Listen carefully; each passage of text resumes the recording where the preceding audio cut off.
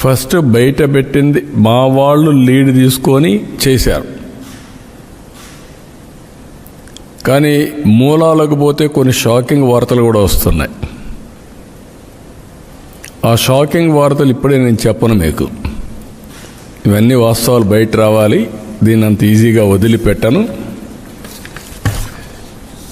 ఇవి చూసిన తర్వాత నాకు అనిపించింది, దీన్ని ఒక సిట్ వేసి టోటల్గా ప్రక్షాళన చేయడానికి ముందుకు పోవాల్సిన అవసరం ఉంది.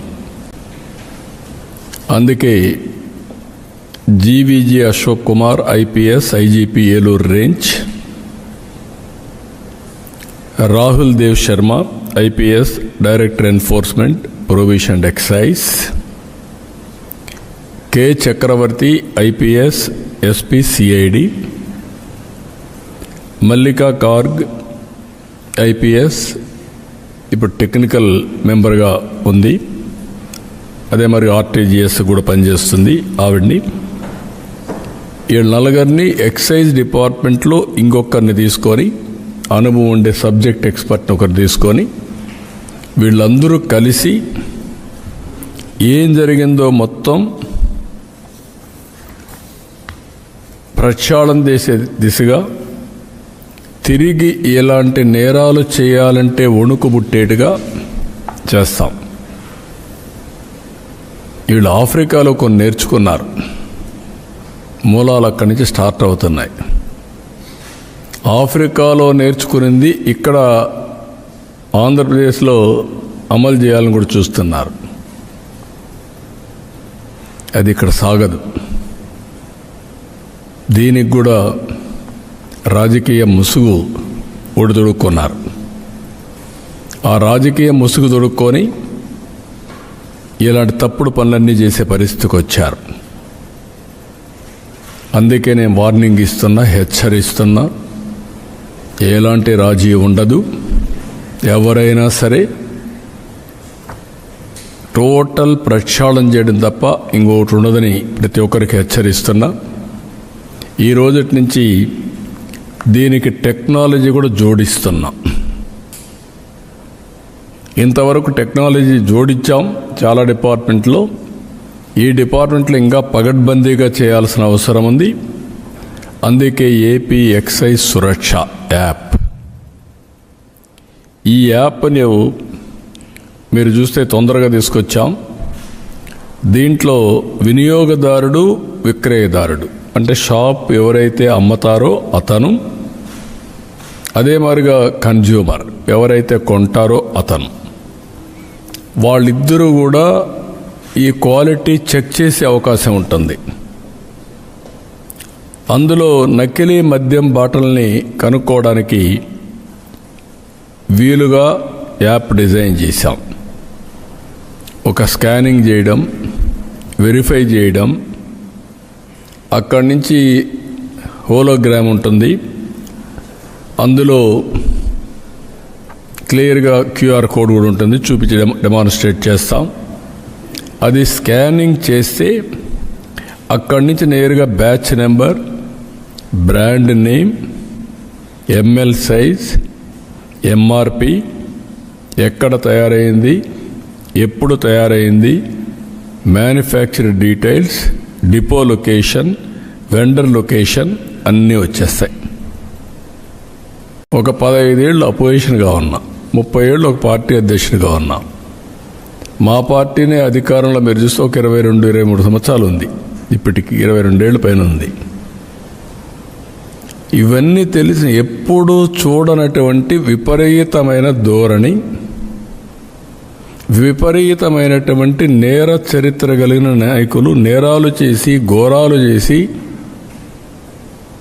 ఎదుటి వాళ్ళపైన గుడ్డగా కాల్చి ముఖానేసినట్టు ఎదుటి వాళ్ళపైన వేసి తప్పించుకోవాలని ప్రయత్నం చేస్తున్నారు. అయితే నేను వాళ్ళపైన ఏం చేయాలో చేస్తూనే వ్యవస్థను ప్రక్షాళన చేయడానికి ఎక్కడికక్కడ టోటల్గా ప్రక్షాళన చేసే బాధ్యత తీసుకొస్తాం. ఈరోజు దేశంలో అన్ని రాష్ట్రాలతో సమానంగా, అన్ని రాష్ట్రాల కంటే మెరుగైనటువంటి ఆర్థిక ఏదైతే మద్యం విధానం తీసుకొచ్చాం, అన్ని రాష్ట్రాల్లో ఉండే విధానాలన్నీ స్టడీ చేశారు. స్టడీ చేసిన తర్వాత ఎక్కడెక్కడ బెస్ట్ ప్రాక్టీస్ ఉన్నాయి అవన్నీ కూడా తీసుకున్నారు. అంత మునుపు నైబరింగ్ స్టేట్స్ నుంచి మద్యం మన రాష్ట్రానికి వచ్చేది.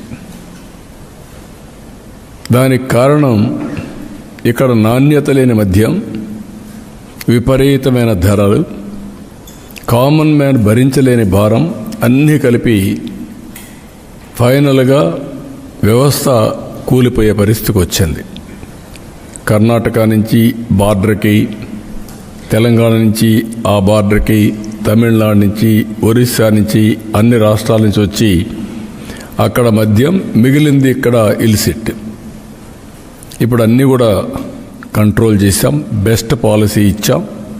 ఇప్పటికే చాలా జిల్లాలని ఐడి ఫ్రీ డిస్ట్రిక్ట్స్గా కూడా డిక్లేర్ చేశాం. తొందరలో మిగిలినట్టు కూడా చేస్తాం. అది వచ్చినప్పుడు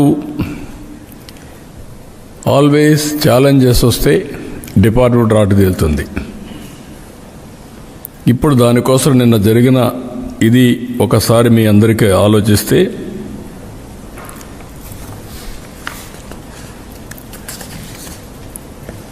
నకిలీ మద్యం మొలకల చెరువు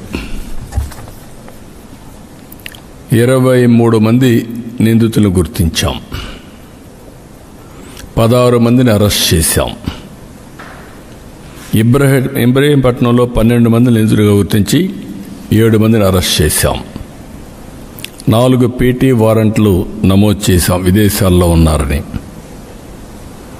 ప్రధాన నిందితుడు A1 జనార్దన్ ఇప్పటికే అరెస్ట్ అయ్యాడు. ఇవన్నీ కూడా చూసిన తర్వాత ఈరోజు ఇన్వెస్టిగేషన్ చేస్తూ ఉంటే నాకు వచ్చినట్టు నేను ఎప్పటికప్పుడు బ్రీఫింగ్ తీసుకుంటున్నాను. తప్పు చేసిన వాడు ఎవ్వడు కూడా తప్పించుకోవడానికి వీలు లేకుండా చేయడం కోసం డిపార్ట్మెంట్ అప్రమత్తం చేయడమే కాకుండా ఎక్కడెక్కడ సమస్యలు ఉంటే అవన్నీ కూడా అనలైజ్ చేసుకొని నేను చెప్పాల్సి కూడా చెప్తున్నాను. ఎవరిని వదిలిపెట్టద్దండి. అందుకే మా పార్టీ వాడైనా కూడా ఇమ్మీడియట్గా సస్పెండ్ చేశాం. ముందు వెనక చూడలా, ఒక్కరోజు కూడా చూడలా. నేను ఒక్కరోజు కూడా చూడలేదు అంటే నేరస్తుల్ని ఎవరిని వదిలిపెట్టను అనేదానికి దానికి అర్థం. అది అయిన తర్వాత ఈరోజు మీరు చూస్తే నేను ఎప్పుడు కూడా పేద ప్రజల ఆరోగ్యం కంటే నాకు ఏది ముఖ్యం కాదు. నేను పదే చెప్తున్నాను. అది చెప్పినప్పుడు మొలకల చెరువు వచ్చిన సంఘటన